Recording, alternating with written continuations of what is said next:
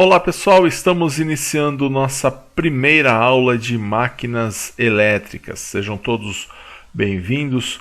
Essa matéria que nós estaremos vendo semanalmente a partir de agora e que tem aí uma carga horária de 40 horas. Máquinas elétricas, nós vamos estudar magnetismo, vamos estudar eletromagnetismo, vamos estudar transformadores, geradores, alternador e também os motores elétricos. É uma matéria extremamente importante para o curso de mecatrônica, né? Se ele for mecatrônica, eletrotécnica, eletrônica, enfim, nas mais diversas abordagens, porque ele hoje dificilmente você numa indústria, numa fábrica, você consegue trabalhar sem contar com um desses elementos, né? A base do nosso curso vai ser realmente o estudo dos transformadores, dos geradores e dos motores elétricos, né? Então, isso aí é o praxe, é o normal que se tenha nas empresas e você não pode ignorar, né, o funcionamento desses elementos. Bom, falando então de máquinas elétricas, né, quando estudamos máquinas elétricas, estudamos basicamente esses três elementos.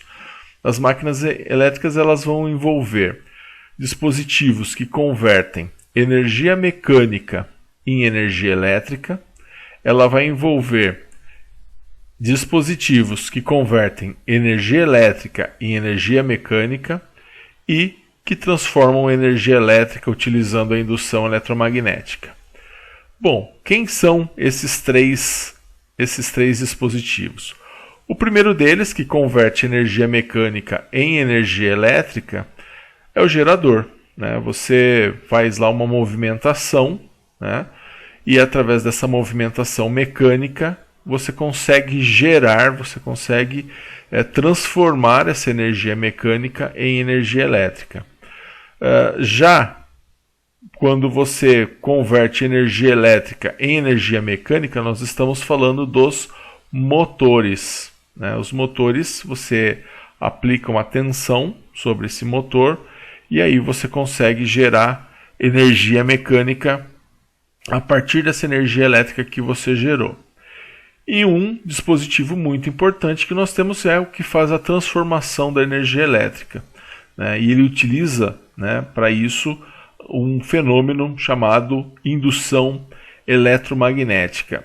A indução eletromagnética nós vamos estudar aí, tem tudo a ver com as leis de Faraday e também com muitos conceitos de eletromagnetismo, mas nós estamos falando aqui no caso do dispositivo elétrico chamado de transformador. Então esse é o pilar do nosso curso, é em cima disso que nós estaremos falando, né? Embora no início nós teremos que fazer aí algumas recapitulações de alguns conceitos, de alguns fenômenos físicos, alguns fenômenos magnéticos, eletromagnéticos, estudar um pouquinho sobre magnetismo e eletromagnetismo. Por quê? Porque a base do gerador, do motor e dos transformadores, a base dessas três máquinas elétricas é o magnetismo. Se não o magnetismo provocado simplesmente por um elemento natural, mas ele também vai ser provocado por um elemento elétrico. Então, quando a gente fala em eletromagnetismo, a gente está falando de algo elétrico que está gerando um fenômeno magnético, né? Quando a gente fala de magnetismo, estou falando simplesmente de algo natural, algo que é magnético por si só. Legal? Então, nós vamos começar falando sobre magnetismo. Tá? O conceito de magnetismo ele é muito importante para nós nesse instante, porque é a base de tudo. Sem saber o que é magnetismo, não tem como a gente prosseguir.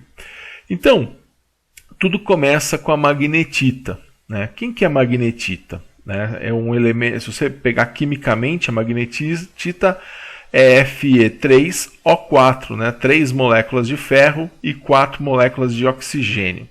A magnetita ela é um mineral magnético, né? Esse mineral magnético é o que nós conhecemos como pedra-ímã, né? A pedra ímã, ela é a mais magnética de todos os minerais da Terra, né? Então, é o famoso ímã que nós temos aí. A palavra ímã, ela vem de magnetita, né? E magnetita, ela vem do nome do local onde essa pedra ela é extraída, né? E ela tem em abundância. E ela tem em abundância justamente num lugar chamado de Magnésia, e ela fica na Grécia. Então, por isso o nome magnetita vem de Magnésia, que é o local onde é extraída. Então, assim, isso afeta tanto o local, né? Afeta tanto a cidade de Magnésia, que o nome Magnésia significa lugar das pedras mágicas. E por que lugar das pedras mágicas? Porque elas magicamente se atraem, né? Acreditava-se que magicamente uma pedra se atraía a outra. Então, da palavra mágica vem magnésia, que vem magnetita, que vai dar origem aí ao ímã. Então, pessoal, o conceito, né? O conceito de ímã, né, está muito relacionado com a atração, né? E aí nós temos uma das características da pedra magnetita é atrair pedaços de ferro. É o que todo mundo sabe aí a respeito do ímã. Você pega um ímã, ele gruda numa chave de fenda. Você pega um ímã, o clips vai grudar nesse ímã. Enfim, existe uma atração, principalmente por pedaços de ferro. A gente vai ver que não é só ferro, né? Existe aí toda uma categoria que é atraída magneticamente, mas devido a esse conceito, né? Devido a essa atração, deram o nome então da pedra magnetita de ímã. Mas de onde surgiu o nome ímã? O nome ímã, ele surgiu do francês, veio da palavra amant, que significa amante, né? E o que acontece com dois amantes? Eles não se sentem atraídos, né? Então, devido a essa característica física, né? Essa característica de atração, né? Dos amantes, né? Deram o nome à pedra magnetita de ímã, né? E o ímã, ele tem aí a capacidade, né, de atrair metais. É algo assim realmente inquestionável. Toda criança já começa a brincar com o ímã, já começa a brincar ali com a atração, né, de um ímã com outro. Na escola se faz algumas experiências, enfim. É algo diferente, né? Você tem uma pedra, né, um composto ali que ele acaba atraindo os metais, né? Materiais que são metais. Essa atração ela ocorre em maior capacidade nos polos do ímã. Aliás, nós sabemos que o ímã ele é dividido em polos, e nós temos lá o polo norte do ímã e o polo sul do ímã. E aí essa atração ela vai acontecer mais, né, nos polos. Então, se você pega meio que o meio do ímã, né, você coloca um clipezinho aqui, um clipe de metal, e coloca no meio do ímã, ele não vai se sentir tão atraído como se você colocasse no polo, na ponta norte, ou na ponta, no polo sul. Então, a atração ela acontece com mais força nos polos do ímã, né? Então, como nós falamos, o ímã ele vai ter o seu polo norte, o seu polo sul, né? E uma questão interessante, né? Se nós pendurarmos um ímã pelo centro dele, né, do jeito que está aqui, né, você pegou um ímã, pendurou ele pelo centro dele, você vai perceber que um lado dele vai sempre apontar para uma direção e o sul sempre para outra direção. E nós dizemos então que essa direção que o polo norte do ímã aponta é o norte da Terra, e o lado sul, né, do ímã ele vai apontar para o sul da Terra. Até porque, né, nós vamos ver logo adiante que a própria Terra ela é um grande ímã. Bom, então assim a gente consegue definir o polo norte e o polo sul do ímã, né? São os extremos. E isso deu origem a um instrumento, né? Muito utilizado no passado, né? Que é esse instrumento aqui. Você sabe o nome desse instrumento? É a bússola, né? Então a bússola, o que era? Nada mais, nada menos do que um ímã, né? Aqui solto, onde ele ia apontar o norte desse ímã, ia apontar para o norte da Terra, e o sul desse ímã iria apontar para o sul da Terra. Os ímãs, eles vão respeitar alguns fenômenos magnéticos. Dentre eles, o fenômeno da repulsão. E o que quer dizer o fenômeno da repulsão? Que polos iguais de um ímã se repelem. Isso significa que se eu aproximar um ímã, onde o norte de um ímã com o norte de outro ímã, você vai perceber que eles vão se repelir, eles vão ter o fenômeno da repulsão. Da mesma forma, se eu aproximar o sul de um ímã com o sul de um outro ímã, também eu vou ter a repulsão. Outro fenômeno que nós temos é o fenômeno da atração. E o fenômeno da atração diz o seguinte, que polos diferentes, eles se atraem. E é o que a gente vê. É por isso que você tem uma atração de um ímã com o outro. Quando o norte de um ímã, né, encontra o sul de outro ímã, você vai perceber que eles vai criar uma força magnética entre eles, vai acontecer uma atração. O norte pelo sul, a mesma coisa vai acontecer com o sul pelo norte.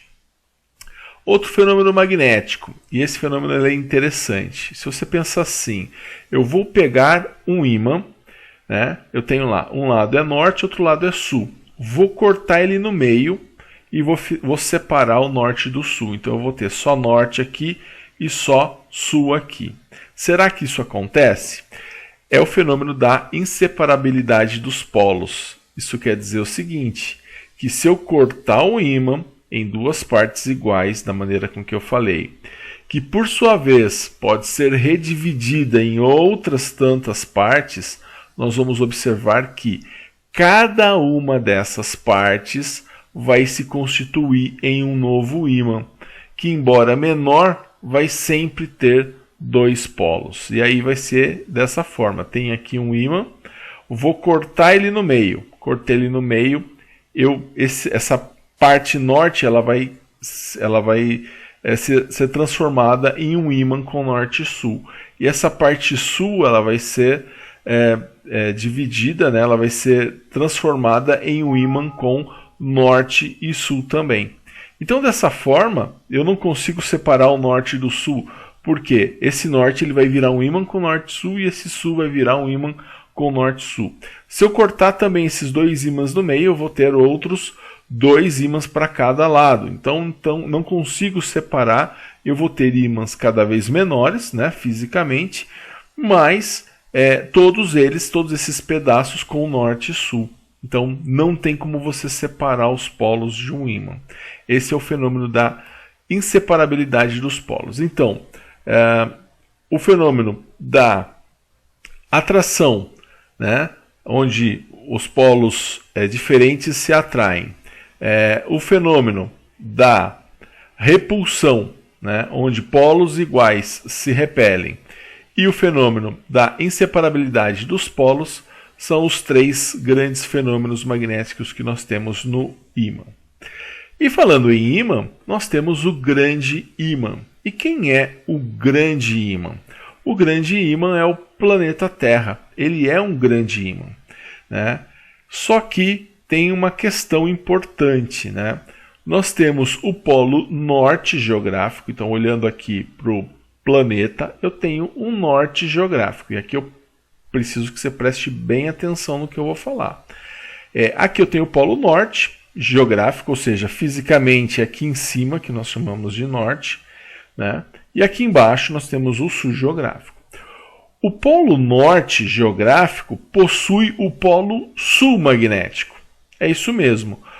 Onde nós chamamos de polo norte da Terra, lá é onde existe o polo sul magnético. Ou seja, olhando para a Terra como um grande ímã, é no polo norte geográfico onde fica o polo sul magnético. Né? É o contrário.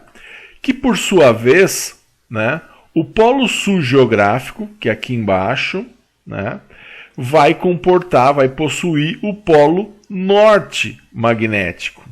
Ou seja, no polo sul geográfico, aqui na parte de baixo da Terra, é lá no polo sul geográfico onde fica o polo norte magnético da Terra. Né? E isso vai explicar, então, o funcionamento da bússola. Né? Então, vamos olhar da seguinte forma. Ó. Eu estou dizendo que aqui em cima fica o sul magnético. E aqui embaixo fica o norte magnético. Quando eu pego uma bússola, o norte, levando em consideração que a bússola ela é um ímã basicamente solto ali pendurado, o norte não vai apontar justamente para o norte. Por quê? Como aqui eu tenho o meu sul magnético, o norte do ímã vai apontar para o sul. Por quê? Porque o norte ele é atraído pelo sul. Né? Polos diferentes se atraem. Da mesma forma que esse sul aqui do ímã, né, que compõe a bússola, ele vai ficar atraído por quem? Pelo polo norte magnético. Por quê? O norte atrai o sul. Então é o contrário. A Terra ela funciona de maneira contrária. Onde nós chamamos de norte geográfico, lá o polo norte, lá na verdade é o polo sul magnético. E onde nós chamamos de polo sul geográfico, né, ali na Terra do Fogo, lá na parte de baixo, lá é o polo norte magnético. Então, por isso que na bússola o norte ele aponta para o norte geográfico, porque na verdade lá é o sul e o norte ele é atraído pelo sul, assim como o sul ele é atraído pelo norte. Então tá aí, né? Apenas aí como uma curiosidade, né? Como funciona na bússola, né? E saber que realmente a Terra ela é um ímã gigante, né? Bom, falando agora alguns conceitos que são importantíssimos a respeito de magnetismo, e um desses conceitos, né, é o conceito de campo magnético. E o que é campo magnético? O campo magnético é a região do espaço em torno de um ímã, tá?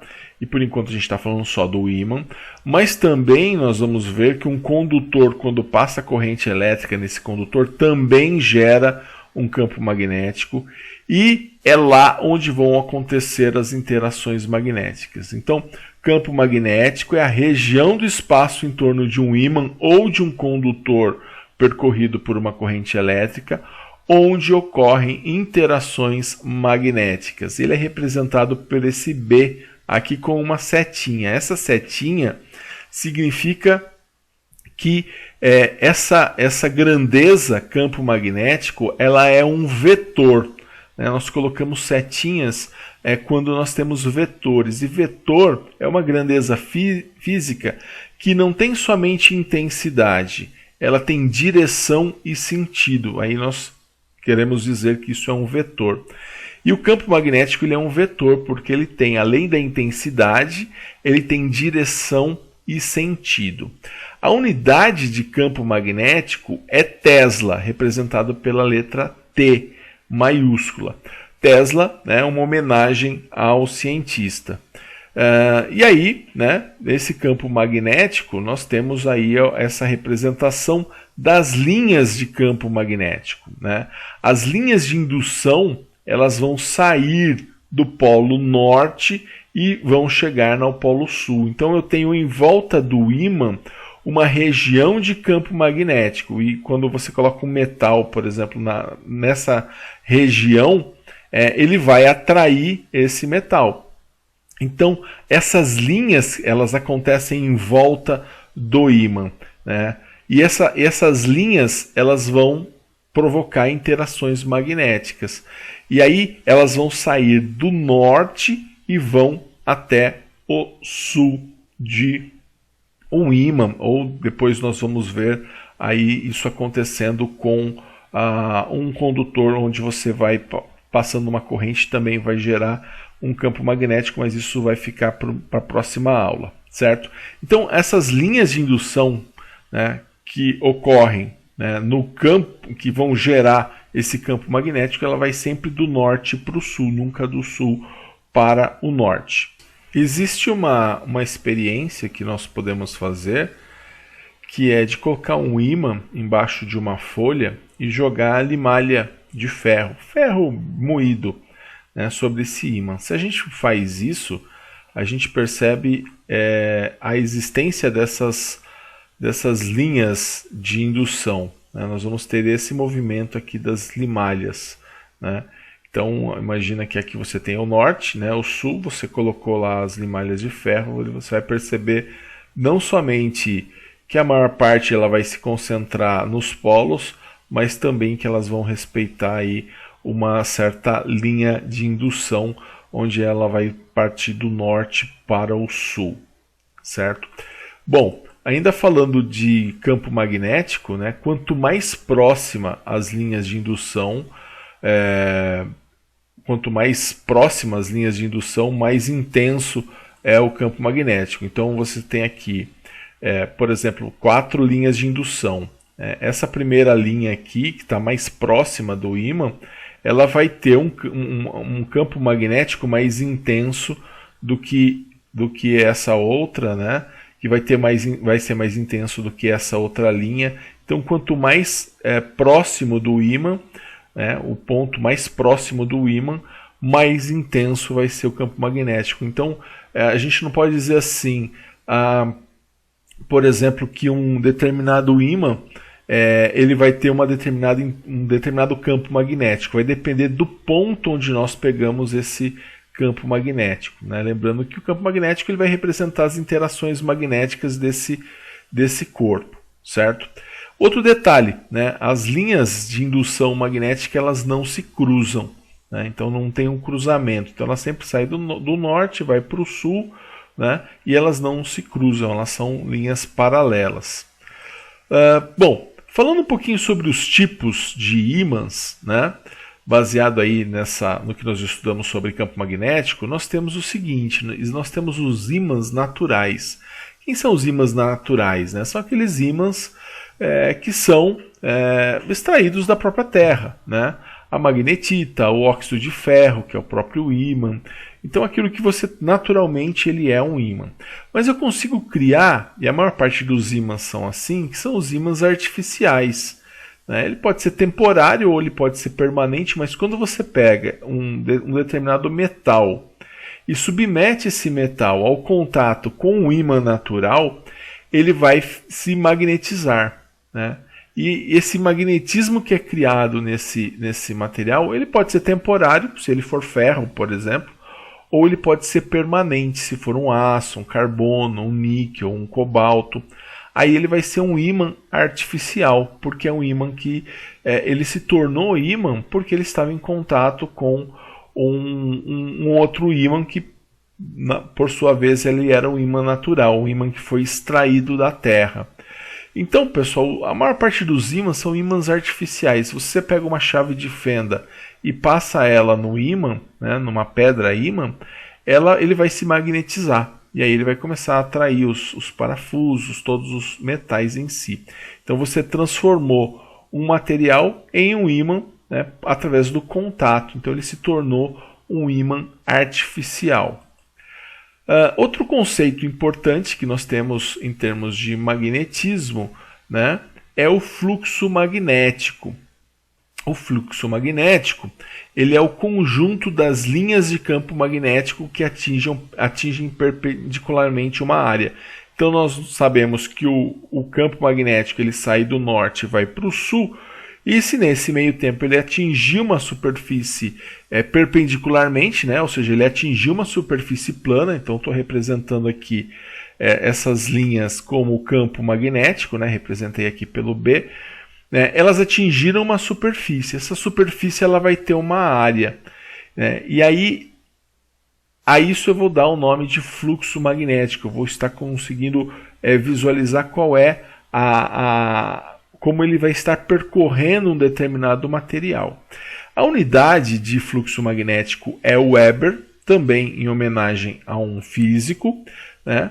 E ele é representado pela seguinte fórmula, tá? O fluxo magnético ele é igual ao campo magnético vezes a área. Então, quanto maior a área, maior vai ser o fluxo magnético. Então, a gente tem aqui essa letra grega, que é o fluxo magnético, eu tenho aqui o B, que é o campo magnético, e o A é a área atingida, né? A área que esse fluxo magnético vai estar percorrendo. Também é um conceito que a gente vai usar depois, né? Nós vamos citar, né, muitas vezes o fluxo magnético que passa por uma bobina, num estator de um determinado motor. Então, são conceitos que a gente vai estar utilizando ao longo do nosso curso.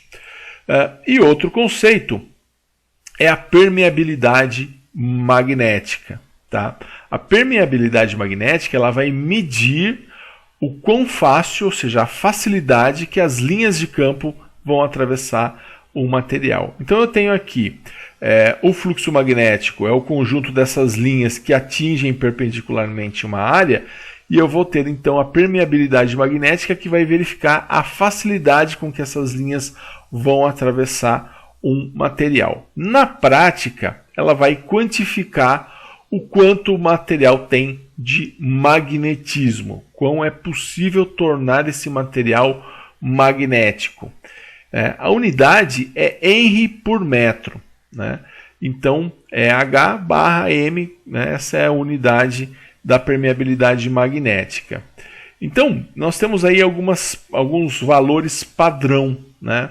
Por exemplo, a permeabilidade magnética no vácuo, ela é igual a 4π vezes 10 a menos 7 Henry por metro. E no ar? No ar ela é próximo a 1, tá? Ele é 1, aí a gente tem aqui alguns zeros, né? 0,0000037. Mas nós vamos ver que a gente não pode arredondar para 1 aqui, porque existem alguns materiais que realmente vão ser lá na 8ª casa, que vai diferenciar a permeabilidade magnética dele. Então, essa é a permeabilidade magnética no ar, né? No caso aqui na Terra. Então, no vácuo, né? Se você for lá para um determinado espaço, num determinado local no espaço terrestre, onde você tem o vácuo, ele vai ser 4π vezes 10 a menos 7. No ar, ele vai ser 1,0000037 Henry por metro. Então, essa é a permeabilidade magnética, que a partir dela nós vamos poder classificar as substâncias magnéticas. Então nós temos as substâncias ferromagnéticas, né? Quem são as substâncias ferromagnéticas? São aquelas que têm facilidade de imantação. Então a gente não tem diferença, não tem material que é atraído pelo ímã e material que não é atraído pelo ímã. Pois bem, o material que é atraído pelo ímã e tem a facilidade de se imantar, né, essas substâncias são chamadas de ferromagnéticas, né? E, por exemplo, o núcleo de um transformador tem que ser de um material ferromagnético. Tá? Alguns exemplos aí de substâncias ferromagnéticas. O ferro, o cobalto, o níquel são algumas das substâncias, né, ou dos materiais ferromagnéticos. Esses elementos, né, os elementos ferromagnéticos, eles vão ter a permeabilidade magnética, ou seja, a capacidade de ser atravessado pelas linhas de campo magnético. Elas vão ter a permeabilidade magnética muitas vezes maior do que a do ar. Eu vou mostrar daqui a pouco uma tabela que a gente vai ver isso. Não é que muitas vezes ela é maior, ela é muitas vezes maior, ou seja, a do ar é 1,0000037. Vão ter elementos aqui que a permeabilidade magnética ela é 200, 600, enquanto o ar é 1, alguma coisa. Tá? Então ela vai ser muitas vezes maior do que a do ar. Isso vai dar para ela uma característica do quê? De ser atraída por um ímã, né? Ou se imantar. A facilidade de imantação, né, dela se tornar um ímã é o que vai fazer dela uma substância ferromagnética. Além da substância ferromagnética, nós temos as paramagnéticas. E a paramagnética é o contrário. né, são aquelas de imantação difícil, né? Ao entrar em contato com o campo magnético, ela não se imanta, ela não é atraída pelo campo magnético, ela não se torna um ímã em contato com outro ímã, então ela não vai ter essa característica, é aquela que você vai colocar um ímã do lado e não vai fazer diferença nenhuma. Exemplo disso, a madeira, o couro, o alumínio, o magnésio, né, e outros materiais de maneira geral, o vidro, né, são materiais que são paramagnéticos. Esses elementos eles vão ter permeabilidade magnética entre 1 e a permeabilidade magnética do ar, né? A gente tem uma faixa bem estreita, mas eles vão estar dentro dessa faixa. Tem um terceiro? Tem um terceiro. Poxa, mas se ele é de fácil imantação, que é a ferromagnética, e ele é difícil de imantação, que é a paramagnética, o que eu poderia ter também? Nós temos as substâncias diamagnéticas. E o que são as substâncias diamagnéticas? É aquelas cuja imantação ela acontece, mas ela acontece no sentido contrário do campo magnético. Poxa, Marcelo, mas o que é isso? Por exemplo, nós temos como exemplo disso cobre, prata, chumbo e ouro. Isso significa que esses elementos eles até se imantam um pouco, mas eles vão ser repelidos por um ímã e não atraídos, né? O que é uma pena. Imagina só você poder procurar o ouro através de um eletroímã gigante, né, onde ele fosse atraído, e na verdade o ouro, o chumbo, a prata e o cobre, além de eles não serem atraídos, eles não são atraídos, eles são repelidos, né, por um campo magnético. Então, as substâncias diamagnéticas, elas até são imantadas, mas aí o campo magnético é no sentido contrário, tá? Então também ele não vai ter atração. Então o único que vai ser atraído, né, e vai realmente poder ser influenciado por um campo magnético são os materiais ferromagnéticos, que são justamente os materiais que são utilizados nos transformadores, nos motores e nos geradores. Bom, dando uma olhada aí na tabela de permeabilidade magnética e na classificação, a gente tem o seguinte, olha, peguei aqui 3 substâncias ferromagnéticas, o níquel, o cobalto e o ferro. Olha só, aqui a permeabilidade magnética está em Henry por metro, a do níquel é 250, a do cobalto é 600 e o ferro é 4.000. Né? Então o ferro ele tem uma permeabilidade magnética, uma capacidade de se tornar um ímã artificial maior do que o cobalto, maior do que o níquel. Agora, se a gente comparar com o alumínio e o magnésio, que não são atraídos, não recebem influência nenhuma, né? Olha quanto que ele é 1,00021, 1,00012. Né? Então ele vai estar entre a permeabilidade magnética do ar, né? Que é 1,00037 e o 1. Né? Então no caso os paramagnéticos eles não são atraídos e nem tem a capacidade de se imantar através de um campo magnético. Já a diamagnética, olha, ela tem uma permeabilidade magnética menor do que 1, né? 0,9996, 0,9998, 0,999.